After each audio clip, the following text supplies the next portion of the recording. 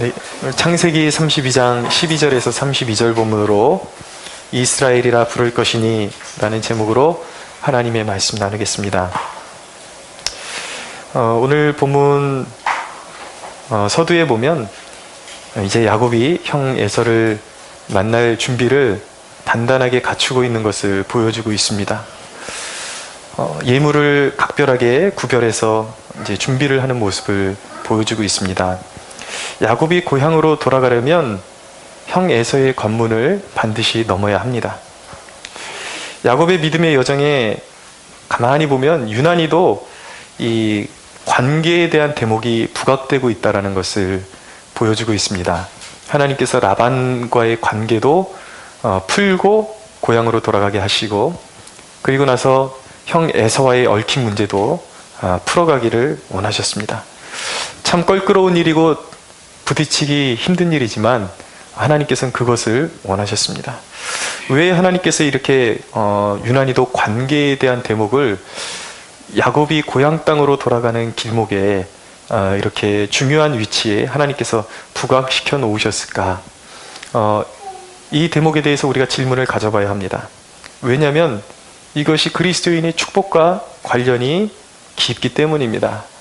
사람과 원수를 맺는 것, 자꾸 매듭을 맺는 것이 하나님의 축복을 막아버리기 때문에 하나님께서는 사람들과의 관계 속에서 원수 맺는 것을 원치 않으십니다. 그래서 신약성경에도 보면 할 수 있거든 너희로서는 모든 사람과 더불어 화목하라 라고 말씀하고 계십니다. 자, 신앙생활의 위험성이 있습니다. 그것은 무엇이냐면 자기중심성으로 빠져들어가는 것입니다. 우리가 신앙생활하다 보면 신념을 넘어서 이기적이 될 수도 있습니다. 특별히 우리가 하나님이 나를 사랑하신다 라는 그 고백을 할 때에 그것 자체는 진리입니다. 맞습니다. 하나님이 우리를 너무 사랑하시기 때문에 우리를 구원하셨습니다. 교회로 부르셨습니다. 그런데 간과해서는 안 되는 것이, 하나님이 나를 사랑하신다라는 것은 곧 하나님이 나로 하여금 내 이웃을 내 몸처럼 사랑하기를 원하신다라는 것이 나를 사랑하신다라는 하나님의 그 음성에 내포되어 있는 뜻인 것입니다. 그런데 하나님이 나를 사랑하신다라고 전제할 때에 나밖에 모르는 존재가 될 위험성이 존재하고 있다는 것입니다. 시편 118편 6절에 보면 여호와는 내 편이시라 내가 두려워하지 아니하리니 사람이 내게 어찌할까? 라고 시인이 고백합니다. 이 대목 참 은혜롭습니다. 참 그 사방으로 두려움이 올 때에 하나님이 내 편이시다. 여러분, 이것만큼 진리이고 내 마음을 참 이렇게 격려하는 말씀이 없습니다. 더없이 좋은 말씀이죠. 그런데 신앙생활 하다 보니까 이런 말씀을 구실로 삼아가지고 사람과 사람 사이에서 경우 없이 이런 말씀을 적용하는 경우도 더러 보게 됩니다. 신념만 있고 상식이 없는 신앙은 위험한 신앙입니다. 내가 어떤 상황 가운데서 내가 무례하진 않았는가, 그리고 이 상황에서 어떻게 처신을 해야 하는가 하는 그런 반성이 있어야 하는 것입니다. 하나님이 나를 사랑하신다라만 그런 개념만 있는 것은 무례한 신앙으로 우리를 인도할 수가 있다는 것이죠. 예수님께서는 우리 예배가 연락되기 위해서는 어떻게 해야 된다고 말씀하셨냐면, 너희가 하나님의 제단에 예물을 드리다가 마음에 걸리는 일이 있거든 바로 그 예물을 바로 하나님께 드리지 말고 잠시 놓아두고 가서 형제와 화목하고 화해한 다음에 용서를 구한 다음에 와서 예물을 드리라고 말씀하셨습니다. 오늘 본문에 보면 야곱이 예물을 준비했습니다. 특징들을 보면 가장 좋은 것을 선별했다는 것을 알 수가 있습니다. 오늘 14절, 15절 한번 볼까요? 자, 1절 말미부터 13절 말미부터 보면 형 에서를 위하여 예물을 택하니 암염소가 200이요 순염소가 20이요 암양이 200이요 순양이 20이요, 이런 구조로 되어 있습니다. 여러분들 이 특징을 보면 어떤 특징이 있다는 것이 느껴지십니까? 암컷이 압도적으로 많습니다. 그러니까 야곱이 이 목축에 있어서 완전히 프로급이기 때문에 정말 어떻게 하면 형의 기분을 더 좋아지게 할 수 있을까 많이 고민했던 흔적이 남아있는 것입니다.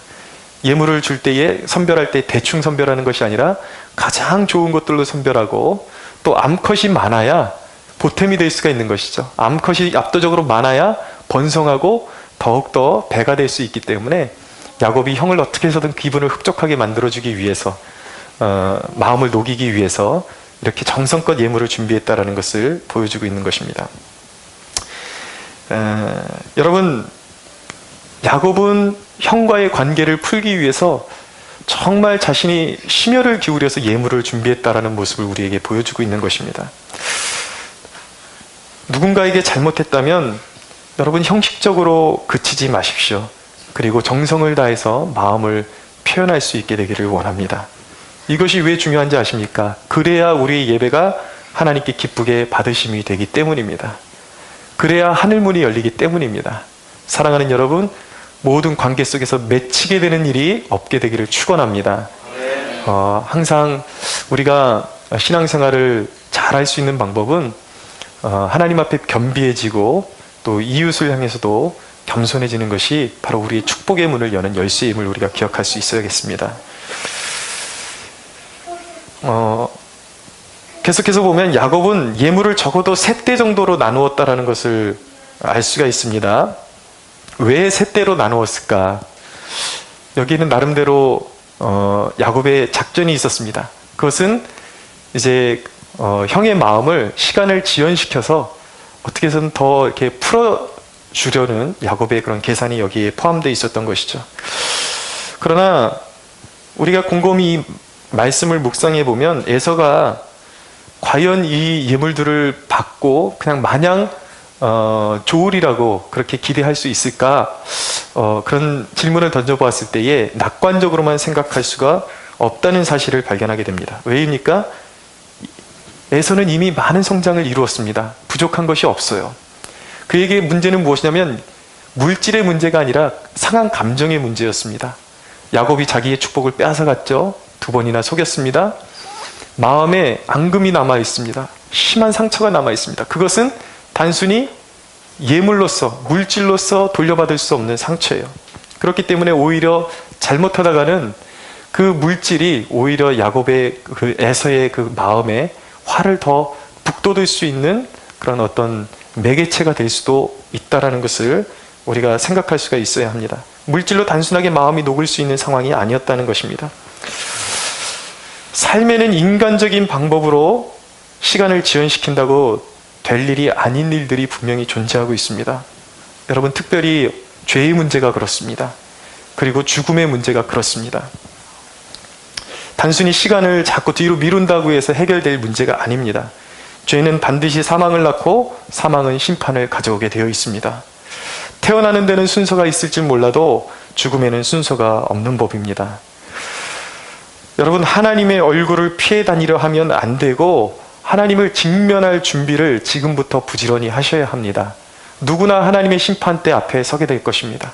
누구나 하나님의 존전 앞에서 하나님께서 우리에게 주신 삶을 결산해야 되고 어떻게 살아왔고 순간순간 어떻게 지내왔는지를 결산해야 될 그날이 오게 될 것입니다. 살아가는데 늘 평안이 없어요. 쫓기는 것 같습니다. 만족함이 없습니다. 여러분, 이런 삶의 모습이 바로 죽음의 그림자인 것입니다. 그것이 우리의 삶의 어두움인 것입니다. 여러분은 주중에 죽음의 그림자에 붙잡혀 있다가 주일에 하나님 앞에 그냥 인사하러 오는 정도의 그런 행사를 치르는 것일 수도 있습니다. 그러나 여러분, 그것은 신앙이 아니에요.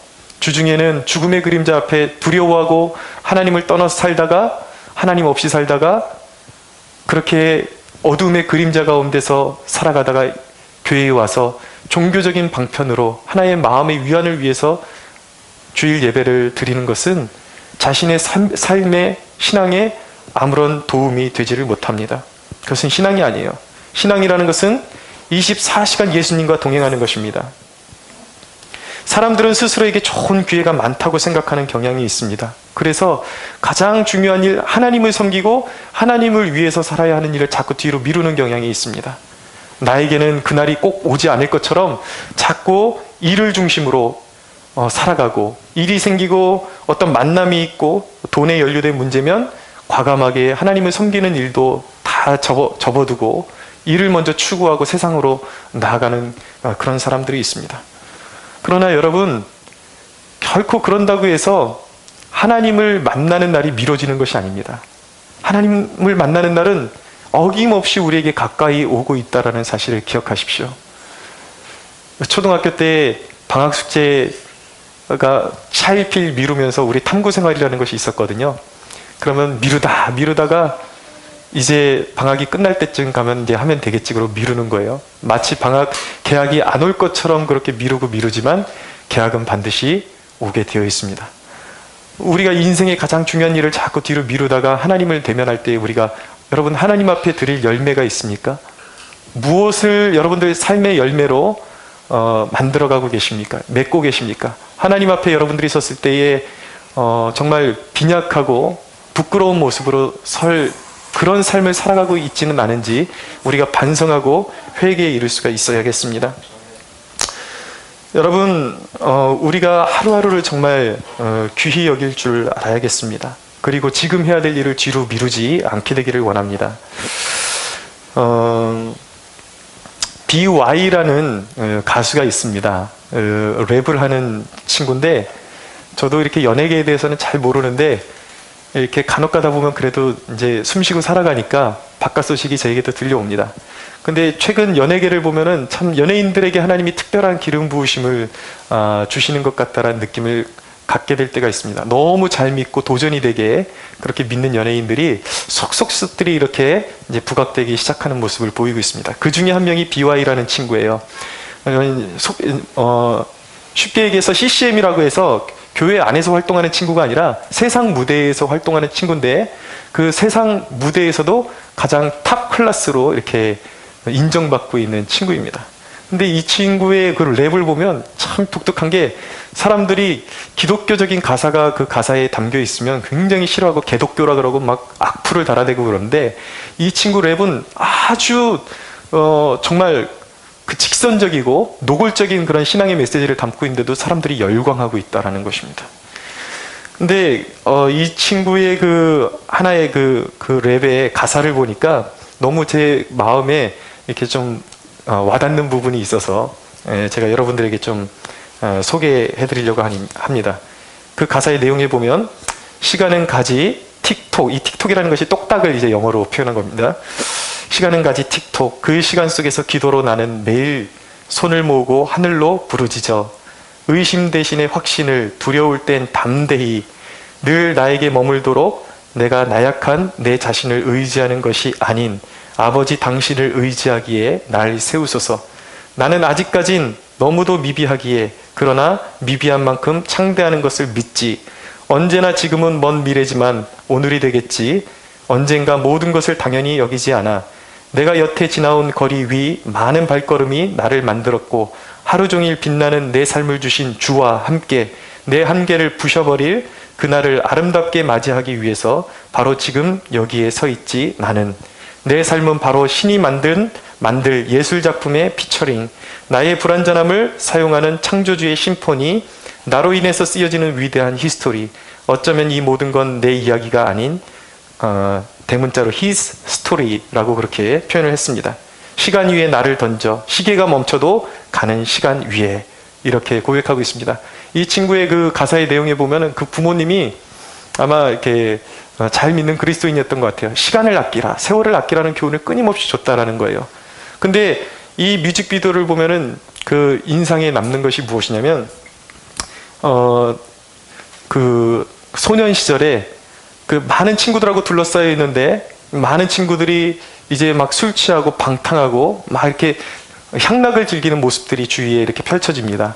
근데 그 가운데 이 BY라는 친구가 그런 방탕한 삶에 자기의 그 시간을 소진하지 않고 열심히 랩을 연습하면서 자기의 미래를 꿈꾸면서 이것을 통해서 하나님께 영광 올려드리겠다고, 그렇게 남들은 방탕하게 지내는 시간 속에서 자기는 자기의 시간을 철저하게 지켜가면서 그 시간들을 하나님께 영광을 위해서 드리기를 원하는 모습으로 자기를 갈고 닦는 그런 모습을 인상적으로 보여주고 있는 그러한 뮤직비디오를 보게 되었습니다. 너무 인상적인 거예요. 그 가사 중에 참 가장 짧지만 인상적인 가사는 무엇이냐면, 시계가 멈춰도 가는 시간 위에 라는 표현이 있어요. 여러분, 우리가 시간을 멈춘다 그래, 시계를 멈추게 한다 그래서 시간이 멈추는 것이 아닙니다. 시간은 오고 있습니다. 그런데 하나님의 말씀이 이루어질 것을 믿는 사람들은 어떻게 살아야 되는가? 어떻게 사는가? 세상 사람들처럼 똑같이 살면 그날에, 하나님 앞에 서게 되는 날에 비참하게 설 수밖에 없다라는 것이죠. 그러니까 진정으로 하나님이 내 미래를 주시고 하나님의 말씀은 반드시 이루어진다라고 생각하는 사람들은 그 시간 속에서 방탕하게 살아가는 것이 아니라 그 시간을 어떻게 해서든 아껴서 꿈을 품고 하나님의 영광을 위해서 내 삶을 바쳐지기를 원하는 그런 태도와 자세를 가지고 하루하루를 살아갈 수밖에 없다라는 것입니다. 사랑하는 여러분, 중요한 일들을 뒤로 미루지 마십시오. 하나님 앞에 설 수 있는 그런 마음과 삶의 준비를 갖추어 갈 수 있는 여러분들이 되기를 원합니다. 그것이 인생의 지혜임을 깨달아야 하는 것입니다. 24시간 예수님 안에 거해야 되고 예수님을 위해서 살아가야 되고 예수님 안에 거하는 것이 빛 가운데 행하는 일임을 믿으시기 바랍니다. 근데 여러분, 궁극적인 문제, 우리 인생의 정말 궁극적인 문제, 이런 것들은요, 내 힘이나 노력과 권력과 수단으로 풀리지 않습니다. 풀 수 없는, 내 힘으로 풀 수 없는 문제를 풀 수 있는 단 유일한 길이 있습니다. 그것이 무엇인가? 바로 기도인 것입니다. 우리의 힘으로 풀 수 없는 문제는 기도로 단판을 지어야 하는 것입니다. 오늘 본문은 굉장히 유명한 본문입니다. 야복강가에서 야곱이 하나님과 밤새도록 씨름하는 그러한 대목을 보여주고 있습니다. 이 야곱의 기도의 특징을 좀 6가지로 요약해서 말씀드리기 원합니다. 첫째는, 야곱의 기도의 특징은 야곱의 기도는 홀로 있는 시간 속에서 시작되었다라는 것입니다. 24절을 보세요. 같이 한번 읽어볼까요? 시작.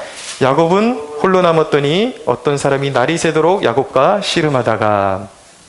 아멘. 야곱의 기도는, 이 깊은 기도는 홀로 있는 시간 속에서 시작되었습니다. 야곱은 절박한 상황 가운데 홀로 남게 되었습니다. 기도의 사람은요, 고독함 가운데 만들어지는 것입니다. 인생 가운데 살다 보면 왠지 공허함이 몰려옵니다. 그리고 사람들과의 만남이 즐겁지 않습니다. 왠지 절박함이 생겨요. 그것이 무슨 뜻인지 아십니까? 우리 인생에 하나님께서 기도의 자리로 우리를 부르시는 부르심인 것입니다.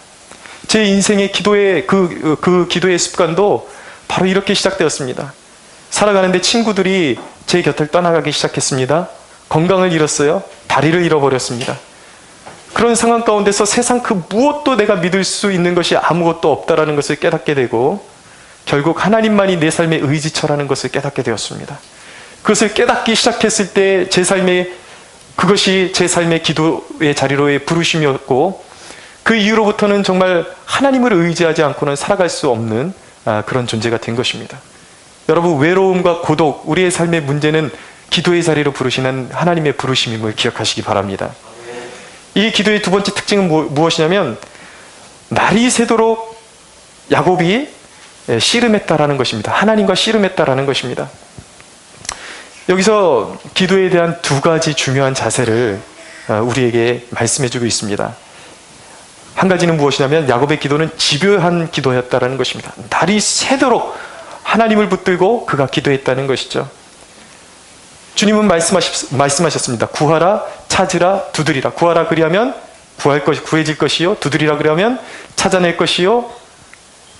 열릴 것이요. 찾으라 그리하면 너희에게 열릴 것이라고 말씀하고 있습니다. 찾아낼 것이라고 말씀하고 있습니다. 여러분, 무슨 말씀이에요? 목적을 이룰 때까지 포기하지 말고 구해야 한다는 것입니다. 우리 인생의 정말 중요한 문제는 정말 포기하지 말고 그 목적이 성취되어질 때까지 기도해야 된다는 것입니다. 야곱의 기도의 또 한 가지 특징은 무엇이냐면 절박한 기도였다라는 거예요.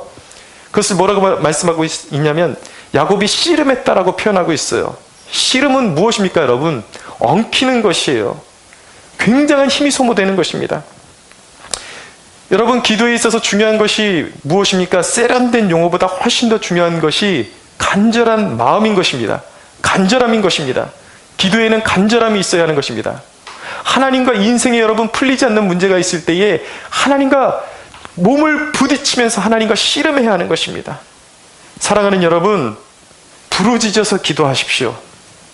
사람들이 가끔 말합니다. 정말 인내하면서 끈질기게 기도해야 됩니다. 그리고 부르짖어 기도해야 됩니다. 라고 그러면 그렇게 말하는 사람들이 있습니다. 마음이 중요하지 시간이 중요하냐? 하나님은 귀가 없으시냐? 왜 부르짖어야만 하나님이 들으시냐? 그렇게 이야기하는 사람들이 있습니다. 기도하지 않는 사람들의 전형적인 그러한 핑곗거리가 바로 그런 것입니다. 그러나 여러분, 왜 우리가 부르짖어서 기도해야 되는가? 하나님은 우리의 절박함을 원하시기 때문입니다. 우리의 마음의 뜨거움을 원하시기 때문입니다. 여러분, 우리의 마음에 뜨거움이 있어야 돼요. 하나님께서 부르짖는 기도를 원하시는 것입니다. 예수님은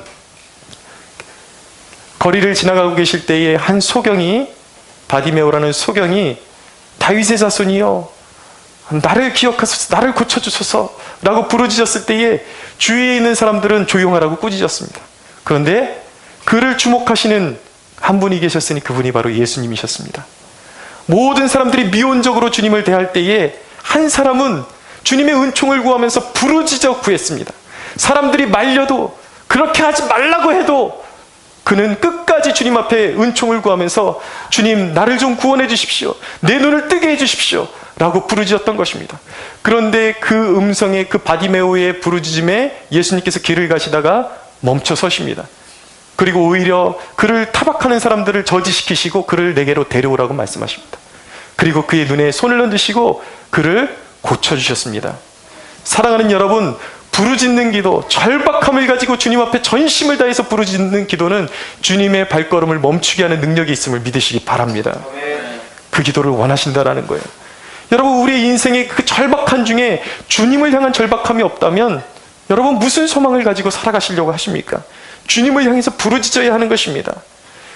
여러분, 역대하 16장 9절에 보면 여호와의 눈은 온 땅을 두루 감찰하사 전심으로 자기에게 향하는 자들을 위하여 능력을 베푸신다라고 말씀하고 있습니다. 여러분, 부르짖어 기도할 수 있게 되기를 원합니다. 특별히 공동체에서 같이 부르짖는 것은 굉장히 중요합니다. 이것은 언어의 문제예요. 여러분, 여리고가 침묵하다가 마지막 날에 함성을 외칠 때에 무너졌습니다. 부르짖는 기도를 통해서 주님이 역사하시고 병을 고쳐주셨습니다. 여러분, 하나님의 역사는 언어의 영역에 있어요. 언어는 중요한 것입니다. 예수 그리스도께서도 하나님의 말씀을 선포하셨을 때에 소리쳐 선포하셨다라고 말씀하고 있어요. 여러분, 세상은 하나님의 말씀으로 창조가 되었습니다. 언어는 굉장히 중요한 거예요. 우리가 말씀을 선포할 때에, 기도할 때에 부르짖어 기도해야 하는 것입니다. 그것이 이 언어에 하나님이 심어놓으신 능력이 있기 때문에 부르짖어 기도할 때 주님께서 그것을 통해서 역사하신다는 사실을 꼭 기억하시기 바랍니다. 그래서 우리가 같이 공동체가 기도할 때에 내 한 사람이 함께 합심 기도라는 것은 그거예요.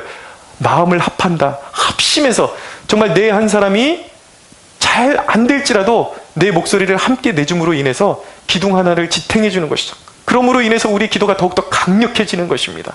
공동체가 더욱더 강력해지는 것입니다. 사랑하는 여러분, 주의 말씀에 순종할 수 있게 되기를 원하고 더욱더 강력한 기도의 사람으로 거듭나는 축복이 있게 되기를 원합니다. 세 번째 특징은 무엇이냐면 25절에 보세요. 25절을 같이 한번 읽어보겠습니다. 시작. 자기가 야곱을 이기지 못함을 보고 그가 야곱의 허벅지 관절을 치매 야곱의 허벅지 관절이 그 사람과 씨름할 때에 어긋났더라. 25절에 보니까 자기가 야곱을 이기지 못함을 보고, 하나님이 야곱을 이기지 못함을 보고 라고 말씀하고 있어요. 하나님이 져주시는 기도였다라는 거죠. 여러분, 부모가 힘이 없어서 아이에게 지는 것이 아닙니다. 힘으로는 상대할 가치가 없는 것이죠.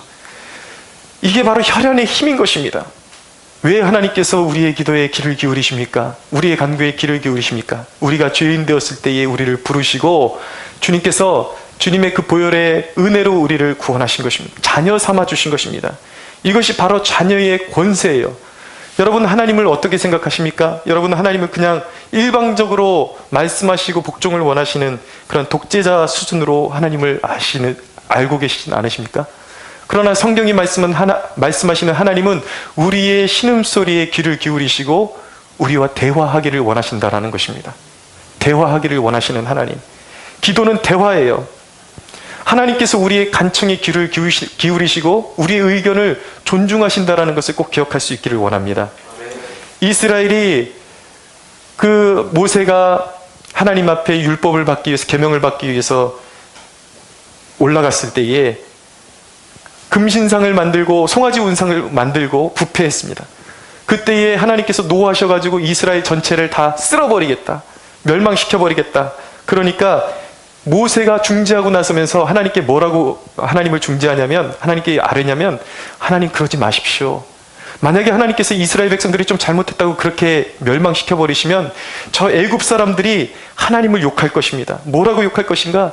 저 악한 신이 사람들을 불러다가 결국 광야에서 멸망시키기 위해서 그 백성들을 불러냈다고 하나님을 그렇게 모욕할 것이 아닙니까? 하나님 그런 일은 있어서는 안 될 것입니다. 하나님 참아주십시오. 라고 하나님을 설득하는 것이죠. 여러분, 인간이 어떻게 하나님을 설득할 수가 있겠어요? 그런데 하나님께서는 모세의 기도를 들으십니다. 그리고 하나님께서는 그 노를 늦추십니다. 하나님께서 모세의 기도를 들으셨다라는 거예요. 하나님은 우리의 간청을 들으시는 하나님이십니다. 근데 여러분, 하나님께서 그러면서 뭐라고 말씀하셨냐면, 완전히 멸망시키지는 않겠지만, 그렇지만 너희 앞에 내가 직접 가는 것이 아니라 이제 내 사자를 보내겠다. 하나님께서 그렇게 말씀하시는 거예요. 그랬더니 모세가 뭐라고 간청하냐면, 주께서 친히 가지 않으시려거든 보내지 마옵소서 그러면서 거기서 포기하는 것이 아니라, 주님의 옷자락을 끝까지 붙들고 주님의 사자를 통해서 우리를 인도하지 마시고 주님이 친히 우리를 인도해 주십시오. 그러면서 주님께 하나님 앞에 정말 간절히 모세가 하나님의 영광을 구하며 기도했는데, 하나님께서 그것을 허락해 주셨습니다. 모세의 간절한 기도를 통해서 하나님께서 천사를 통해서 대리로 보내신 것이 아니라 친히 이스라엘 백성, 범죄한 이스라엘 백성들과 함께 가기로 하나님께서 그렇게 뜻하셨다라는 것입니다. 사랑하는 여러분, 하나님은 우리의 간구를 들으시는 하나님이십니다. 우리의 감정을 아시고, 여러분 기도할 때에 우리의 감정, 서운한 감정도 괜찮습니다. 우리의 마음의 어려움도 일방적으로 하나님 앞에 우리가 하나님은 일방적이다라는 그런 오해를 풀어버릴 수 있게 되기를 바랍니다. 우리의 마음의 어려움을 아시는 하나님, 솔직한 감정을 하나님 앞에 아뢰드리고 하나님 앞에 길을 구할 때 하나님께서 우리를 바른 길로 하나님께서 인도해 주실 줄로 믿습니다. 네 번째 특징은 무엇이냐면, 네 번째는 이 기도를 통해서 하나님이 야곱의 허벅지 관절을 어긋나게 하셨다라는 것입니다. 하나님 앞에서 부서지는 기도였다라는 것입니다. 여러분, 이것이 무엇을 의미하는 것입니까? 이전에 자랑하는 것들, 이전에 의지하던 것들, 이런 모든 경험들, 이 모든 것들이 하나님 앞에서 내려놔지는 순간이 바로 이 기도였다라는 것입니다. 여러분, 기도를 통해서 내가 부러지는 시간이 있어야 합니다. 내가 부러져야 돼요. 내 모든 계획, 내 모든 삶의 그런 고집들, 나를 주장하려고 하는 것들, 그런 것들이 다 내려놔지는 시간이 있어야 돼요. 여러분, 도저히 할 수 없지만 눈물을 머금고 주님이 원하신다면 하겠습니다 라고 그렇게 고백할 수 있는 정도의 순종의 사람이 되어야 하는 것입니다. 여러분, 이 사건을 통해서 하나님께서 야곱의 그 허벅지 관절을 치셔서 야곱이 어떻게 됐는가? 야곱의 관절이 어긋나게 되었습니다. 절름발이가 되었어요. 절름발이의 특징은 무엇입니까? 절름발이는 주님 품을 도망갈 수가 없어요. 이제 더 이상 스스로도 보호하지 못하게 되는 것입니다. 오로지 하나님이 전부가 되어 사는 삶. 여러분, 내일 일은 난 몰라서, 정말 내일 어떤 일이 벌어질지 몰라서 매일 하나님의 말씀에 의지하고 성경에 의지하고 기도에 의지하는 삶, 바로 이것이 예수 믿는 삶인 것입니다. 할렐루야. 네. 저도 이렇게 목회하다 보면 때로는 모든 것을 내려놓고 도망가고 싶을 때가 있습니다. 그러나 그럴 수가 없어요. 왜입니까? 이제 나는 예수께 메인 몸이요, 그분이 이 일을 통해서 이루실 일들이 있음을 제가 믿기 때문에 그분께 매여 있기를 자처하는 것입니다. 야곱은 끝까지 매달렸습니다. 여러분, 해가 저물고 다시 동이 틀 때까지 야곱은 끝까지 매달렸습니다. 여러분, 하나님은 항상 막차를 타고 오신다라는 말이 있습니다. 기도를 포기하지 말아야 하는 이유가 무엇입니까?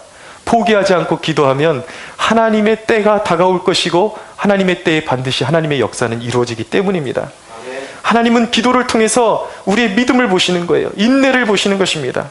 사랑하는 여러분, 포기하지 마십시오. 때가 이르면 하나님이 역사하기 시작하실 것입니다. 다섯 번째 특징은 무엇입니까? 야곱이 이스라엘이 되었다라는 것입니다. 27절에서 28절 한번 읽어볼까요? 27절에서 28절 같이 읽겠습니다. 시작. 그 사람이 그에게 이르되 내 이름이 무엇이냐? 그가 이르되 야곱이니이다. 그가 이르되 내 이름을 다시는 야곱이라 부를 것이 아니요 이스라엘이라 부를 것이니 이는 내가 하나님과 및 사람들과 겨루어 이겼음이니라. 아멘. 아멘. 여러분, 하나님의 선민 이스라엘이 이렇게 탄생하게 되었습니다. 이스라엘의 그 야곱의 아들 이제 12지파들, 앞으로 이제 베냐민까지 태어나면 12지파가 채워지죠. 이 12지파는 이제 앞으로 이스라엘이라는 이름으로 불려지며 그들의 한 민족의 이름이 이스라엘이라고 이제 불려지게 될 것입니다. 그러나 여러분, 오늘날 우리 신약시대를 살아가는 우리에게 있어서 이스라엘은 혈통적인 이스라엘이 아닌 예수님의 피로 거듭난 하나님의 백성이 참 이스라엘인 것입니다. 그러나 여러분, 단순히 교회 나오는 정도의 신앙인이 아니라 진정한 이스라엘은 어떻게 태동하는가, 어떻게 태어나는가, 참 이스라엘, 하나님이 너는 이스라엘이라 인정하시는 이 이스라엘은 정말 절박한 기도를 통해서 태어나게 되는 것입니다. 기도를 통해서 태어나게 되는 것입니다. 하나님의 음성을 알아듣는 이스라엘, 하나님의 벗이 되는 이스라엘, 이것이 바로 하나님이 저와 여러분들에게 원하시는 그런 모습인 것입니다. 하나님의 음성을 알아듣는 이스라엘이 되기를 원하세요. 하나님과 친구가 되기를 원하십니다. 할렐루야. 아멘. 그러나 여러분, 이런 살아있는 이스라엘, 하나님이 인정하시는 이스라엘은 기도의 담금질이 아니고서는 만들어지지 않는 것입니다. 깊은 기도의 터널을 통해서, 담금질을 통해서 진정한 이스라엘이 탄생하게 되는 것입니다. 야곱에게 에서의 문제를 주신 이유는 무엇입니까? 에서의 이 야곱의 힘으로 뛰어넘을 수 없는 이 큰 문제를 주신 이유는 다른 곳에 있었습니다. 여러분, 에서는 사실 야곱의 몫이 아니라 하나님의 몫이에요. 하나님이 해결해 주실 것이에요. 우리에게 문제를 주시는 이유, 우리에게 감당할 수 없는 문제를 주시는 이유는 그 문제를 우리 힘으로 해결하라고 주시는 문제가 아니라 그 문제 이면에 어떤 일을 하나님께서 우리를 통해서 이루기를 원하시기 때문에 주시는 문제라는 것입니다. 하나님의 의도는 무엇이었습니까?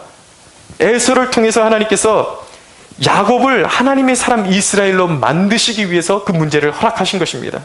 하나님께서 오늘 저와 여러분을 하나님의 사람 이스라엘로 빚어가기를 원하신다는 사실을 믿으십시오. 진정한 교회는 어떻게 탄생하는 것입니까? 기도의 담금질을 통해서 만들어지는 것입니다. 오로지 기도를 통해서 오순절의 기적을 체험한 교회만이 진정한 교회의 사명을 감당할 수 있게 되는 것입니다. 사랑하는 여러분, 여러분 모두 성령 받게 되기를 축원합니다. 성령의 사람이 되기를 축원합니다. 성령 받으셔야 돼요. 그래야 복음에 감격이 오고 더 기도하고 싶어지고 기도의 사람이 되고 하나님의 성령의 사람을 통해서 하나님의 영광을 나타내시며 성령의 사람을 통해서 하나님의 교회가 확장되어 가게끔 사용하시는 것입니다. 여섯 번째 특징은 무엇입니까? 29절에 32절 한번 읽어보겠습니다. 29절에 32절 같이 읽겠습니다. 시작. 야곱이 청하여 이르되 당신의 이름을 알려주소서. 그 사람이 이르되 어찌하여 내 이름을 묻느냐 하고 거기서 야곱에게 축복한지라. 그러므로 야곱이 그 곳 이름을 브니엘이라 하였으니 그가 이르기를 내가 하나님과 대면하여 보았으나 내 생명이 보존되었다 함이더라. 그가 브니엘을 지날 때에 해가 돋았고 그의 허벅다리로 말미암아 절었더라. 그 사람이 야곱의 허벅지 관절에 있는 둔부의 힘줄을 쳤으므로 이스라엘 사람들이 지금까지 허벅지 관절에 있는 둔부의 힘줄을 먹지 아니하더라. 아멘. 바로 브니엘의 축복을 누리는 기도였습니다. 여러분, 브니엘이 무슨 뜻이냐면 하나님의 얼굴이라는 뜻입니다. 죄인이 하나님의 얼굴을 대면하면 죽게 되어 있어요. 그런데 여러분, 축복 중에 가장 큰 축복이 무엇이냐면 하나님을 대면하고 하나님의 임재 가운데 머무를 수 있는 자격을 부여받는 것이 인생의 가장 축복임을 깨달을 수 있게 되기를 원합니다. 누가 하나님을 대면할 수 있습니까? 아무도 없습니다. 죄인이 하나님을 대면하면 죽는 것입니다. 근데 우리가 어떻게 하나님의 임재 가운데 머무를 수 있는 자격을 얻게 되었습니까? 그것이 바로 십자가의 능력이요, 그것이 바로 예수님의 피값으로 허락하신 은혜임을 믿으십시오.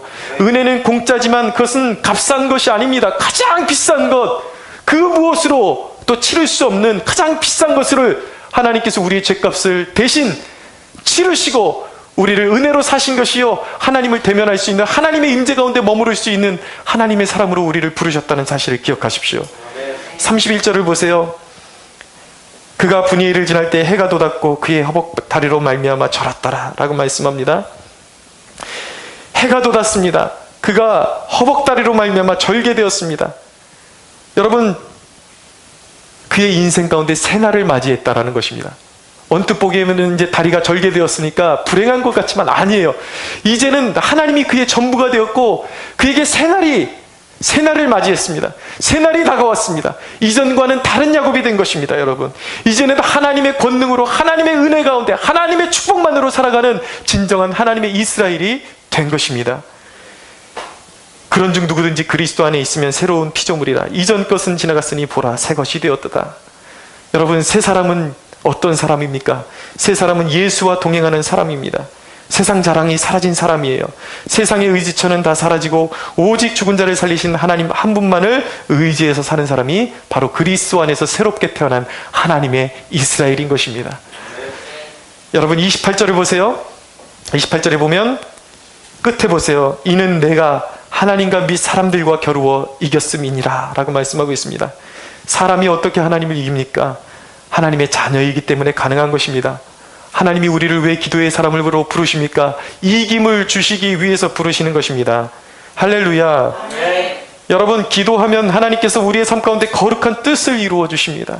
우리에게 사명을 이루게 하시고 이기게 하시는 분이 우리 하나님이십니다. 사랑하는 여러분, 기도하는 사람은 반드시 이기는 삶을 살게 될 것입니다. 할렐루야. 네. 반드시 축복을 받게 될 것입니다. 여러분 모두가 기도의 사람이 되기를 원합니다. 우리 모두가 그 깊은 기도의 영적인 담금질을 통해서 기도의 사람으로 참 이스라엘로 거듭나는 축복이 있게 되기를 바랍니다. 우리 하나님께 영광의 박수 올려드리겠습니다.